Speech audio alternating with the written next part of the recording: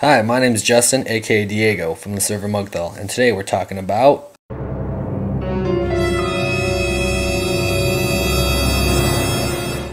the Protection Paladin spec. This is part 2 to the video that I did before, and we're going to take a little bit more in-depth look. This spec is one of the highest threat specs you could use as a Protection Paladin, and if anyone knows me on my server, I'm a threat whore. So the only higher threat spec is if I put the 3 points that I put in Divinity into Reckoning. The only reason you have 3 extra points, you don't want to put 5 points in Reckoning. Additional swings aren't necessarily a good thing. Bosses have parry haste. It used to be that you reset the boss swinger in Burning Crusades. If anyone remembers that, it used to be called a parry gib. You ever remember a tank being parry gibbed? Because it actually used to reset his swing. Now it just gives him a haste buff.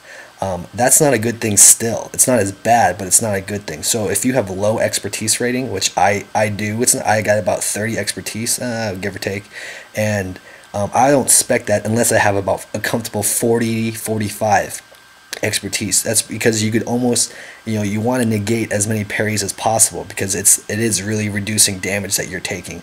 If you make the boss swing faster, you're going to notice a lot higher damage spikes. So there's the 1 point in Spiritual Atonement. Again, if you're in 5-mans, probably put 2 points in there. But with the damage you're taking, you should not have any problems with mana coming to you. Keep Divine Plea up and obviously use Blessing of Sanctuary. Everything else is mandatory. Judgments of the Just, please pick that up. Bosses are not immune to that. They do swing 20% slower if you judge, and that's on them. I'll show you what some people do. They do Seals of the Pure. This is another high threat spec, but it's not the best threat spec. And then they do obviously the parry, 5% parry, and then they go into the ret tree. Depending if you have a ret paladin or not in your 10-man, you might get improved might. It's not a bad route to go. Heart of the Crusader is really good. If you don't have a ret paladin, obviously that's going to increase raid DPS because it increases the chance for everyone to crit that target that you're judging.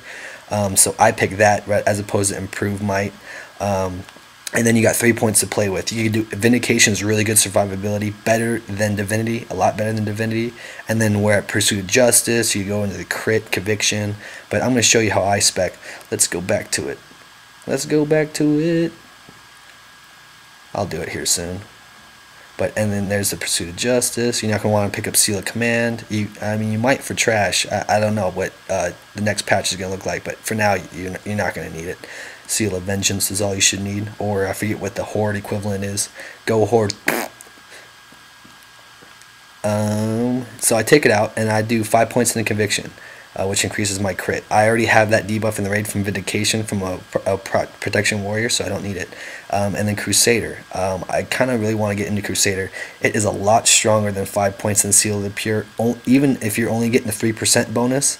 But if you're getting the 6% from like demons, undead, humanoids, and I forget the fourth one, you're gonna notice it's a lot more threat because 6% on all of your attacks is a lot more than 15% from just one. Okay, I mean you could do the math. 6% from 4 additional attacks is a lot more than 15% from one attack. So, and plus it's on your pulls too. So it's Exorcism, Avenger's Shield, all that shit.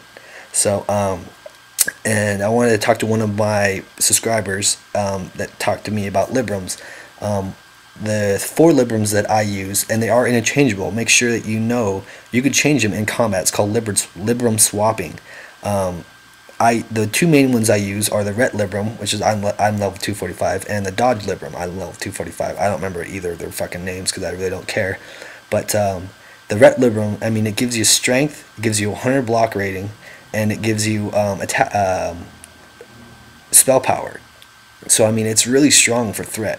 I use it on farm content because if you guys look over your recounts and stuff and you see the overhealing on you is a lot, meaning that they're not having problems keeping you up and there's no issues with you dying, why not sub out for more threat so your DPS can open up a little bit sooner, they can pop their cooldowns more often, yada yada yada. There shouldn't be any threat issues with this spec anyway, but me being a threat whore, why not have more threat?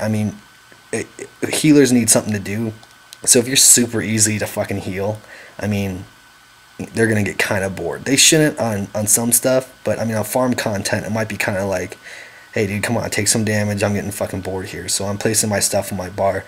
and we're going to go into a little extra clip on how to do a boss pull here in a second. But